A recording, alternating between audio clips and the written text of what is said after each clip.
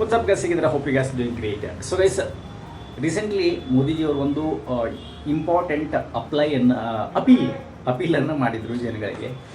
ಅದೇನು ಅಂತಂದರೆ ಲೈಕ್ ಯಾರೂ ಅಟ್ಲೀಸ್ಟ್ 1 ವರ್ಷದವರೆಗೆ ಗೋಲ್ಡನ್ನು ಪರ್ಚೇಸ್ ಮಾಡಬೇಡಿ ಅಂತ.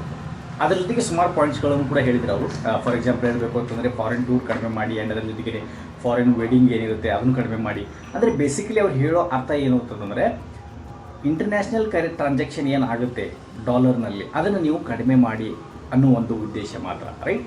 ಸೊ ಯಾಕಂತಂದರೆ ಈ ಫಾರ್ ಎಕ್ಸಾಂಪಲ್ ಹೇಳಬೇಕು ಅಂತಂದರೆ ನೀವು ನಾವು ಗೋಲ್ಡನ್ನು ಇಂಪೋರ್ಟ್ ಮಾಡ್ಕೊತೀವಿ, ರೈಟ್. ಸೊ ಗೋಲ್ಡ್ ಇಂಪೋರ್ಟ್ ಮಾಡ್ಕೋಬೇಕು ಅಂತಂದರೆ ನಮಗೆ ಇಂಟರ್ನ್ಯಾಷನಲ್ ಟ್ರಾನ್ಸಾಕ್ಷನ್ ಆದರೆ ಅಲ್ಲಿ ನಾವು ಡಾಲರಲ್ಲಿ ಕೊಡಬೇಕಾಗುತ್ತೆ. ಸೊ ಡಾಲರ್ ಈಕ್ವಲ್ ಟು ರೂಪಾಯಿ ನೋಡಿದ್ರೆ ಇವಾಗ 95-96 ನಡೀತಾ ಇದೆ. 95.63 ಇದೆ ಇವತ್ತಿಂದು. ಸೊ 96 ಈಸಿಲಿ ಆಗೋಗ್ಬಿಡುತ್ತೆ ಇನ್ನೊಂದು ವಾರದಲ್ಲಿ, ರೈಟ್.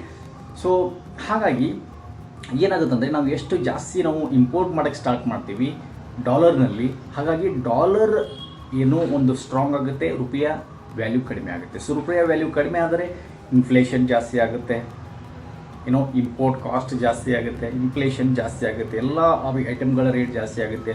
ಸೊ ಅದಕ್ಕೋಸ್ಕರನೇ ಏನಾಗುತ್ತೆ ಅಂದರೆ ಅವ್ರು ಹೇಳಿದ ಉದ್ದೇಶ ಇಷ್ಟೇ. ಸೊ ಇಂಟರ್ನ್ಯಾಷನಲ್ ಕರೆನ್ಸಿ ಟ್ರಾನ್ಸಾಕ್ಷನ್ ಏನಿದೆ ಡಾಲರ್, ಅದರ ಒಂದು ಟ್ರಾನ್ಸಾಕ್ಷನ್ನ ಕಡಿಮೆ ಮಾಡುವ ಕಾರಣಕ್ಕಾಗಿ ಅವ್ರು ಹೇಳಿರುವಂಥದ್ದು. ಕಾರಣಕ್ಕೇ ಅವರು ಅಪೀಲ್ ಮಾಡಿರುವಂಥದ್ದು ಜನಗಳಿಗೆ, ಇನ್ನೇನಿಲ್ಲ ಅದರಲ್ಲಿ ಸ್ಪೆಷಲ್ಲು. ಇಂಪೋರ್ಟ್ ಜಾಸ್ತಿ ಆತಂದರೆ ನಮಗೆ ಇಂಟರ್ನ್ಯಾಷನಲ್ ಕರೆನ್ಸಿಯಲ್ಲಿ ಟ್ರಾನ್ಸಾಕ್ಷನ್ ಜಾಸ್ತಿ ಆಗುತ್ತೆ. ಸೊ ಹಾಗಾಗಿ ಏನಂತಂದರೆ ಇನ್ಫ್ಲೇಷನ್ ಜಾಸ್ತಿ ಆಗುತ್ತೆ. ಸೊ ಅದಕ್ಕೋಸ್ಕರನೇ ಸ್ವಲ್ಪ ಕಡಿಮೆ ಮಾಡೋಕ್ಕೆ ಹೇಳಿದ್ದಾರೆ. ಇದ್ರ ಬಗ್ಗೆ ನಿಮ್ಮ ಅಭಿಪ್ರಾಯ ಏನು ಅನ್ನೋದನ್ನು ನನಗೆ ವಿಡಿಯೋ ಕಮೆಂಟ್ ಕೆಳಗಡೆ ತಿಳಿಸಿ ಗೈಸ್.